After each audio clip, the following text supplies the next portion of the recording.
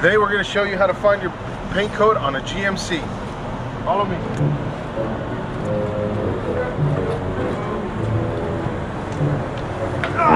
Jump in with me. I see Denali. I see paint. But I don't see a code.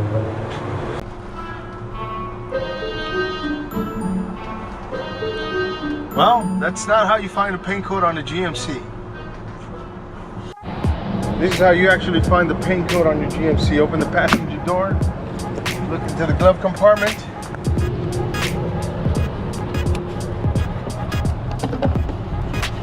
It will be these characters here.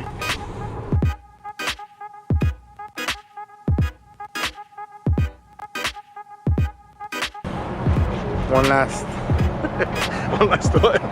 That's how you find the paint code on the GMC.